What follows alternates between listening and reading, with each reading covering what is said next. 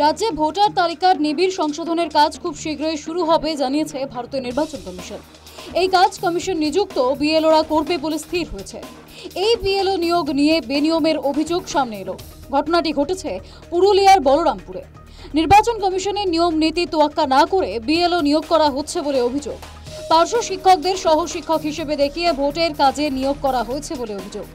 পার্শ্ব শিক্ষক হিসেবে তাকে বিএলও হিসেবে নিয়োগ করার কথা স্বীকার করে নিয়েছেন গুরুপদ মাহাতো নামে এক ব্যক্তি।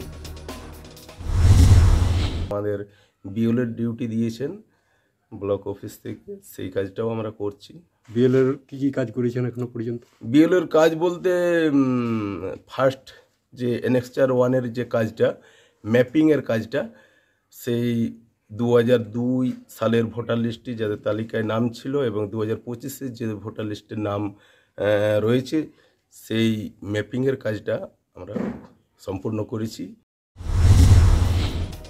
ঘটনাটি প্রকাশ্যে আসতেই সরব হয়েছে বিরোধী শিবির। জেলা শাসকের কাছে লিখিত অভিযোগ দায়ের করেছে তারা। পুরুলিয়া জেলাতেও আমরা দেখছি কি অনেক এরকম কন্ট্রাকচুয়াল যারা কর্মী আছেন তাদেরকে তিনি পূর্ণ সরকারি কর্মচারী বলে লিস্ট পাঠিয়ে আর তাদেরকে বিএলওতে কাজ দেওয়ার ব্যবস্থা করছেন। তাতে কি হবে? তারা একদম পুরোপুরি তৃণমূল এজেন্টের কাজ করবে। আর সেটার জন্য আমরা অভিযোগ দিয়েছি। তারা অ্যাসিস্ট্যান্ট টিচার হিসাবে দেখিয়ে বিএলও যদি করা হয়েছে, এটা সম্পূর্ণভাবে বেআইনি এবং আমার কাছে এর অভিযোগ আগেও ছিল। আমি তালিকা চেয়ে পাঠাচ্ছি।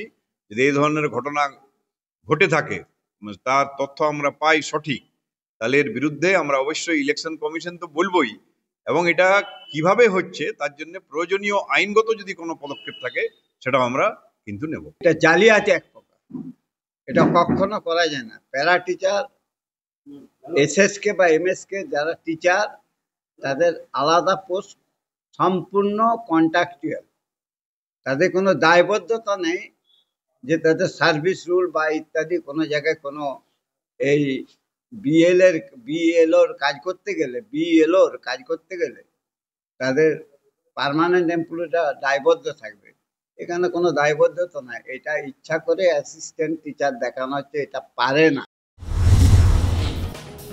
নির্বাচন কমিশনের নির্দেশকে বুড়ো আঙুল দেখিয়ে বিএলও নিয়োগ নিয়ে মুখ খুলেছে তৃণমূল। অভিযোগ খারিজের পাশাপাশি বিষয়টি খতিয়ে দেখার জন্য জেলা নির্বাচনী আধিকারিকদের কাছে আবেদন জানিয়েছেন। কিন্তু প্যারা টিচারের যে প্রসঙ্গটা, যদি এরকম ঘটনা ঘটে থাকে তাহলে উক্ত বিধানসভা কেন্দ্রের যিনি ইয়ারও অথবা এই ইয়ারও, তার একটা প্রপার ওয়েতে ইনকোয়ারি করা প্রয়োজন।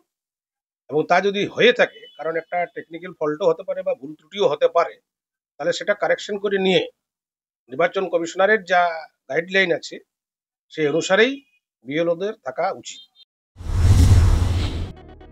নির্বাচন কমিশন নিযুক্ত বিএলওদের তৃণমূলের বিজয় সম্মেলনীতে উপস্থিত করানো নিয়ে তৈরি হয়েছে বিতর্ক। ঘটনাটি ঘটেছে পশ্চিম মেদিনীপুরের খড়গপুরে। বিতর্কের কেন্দ্রে খড়গপুরের প্রাক্তন তৃণমূল কাউন্সিলর দেবাশিস চৌধুরী। এই ঘটনায় সরব হয়েছেন বিধানসভার বিরোধী দলনেতা শুভেন্দু অধিকারী। এটি অবাধ ও সুষ্ঠু নির্বাচনের নীতির ওপর আক্রমণ বলে সোশ্যাল মিডিয়ায় এক পোস্টে উল্লেখ করেছেন। News time.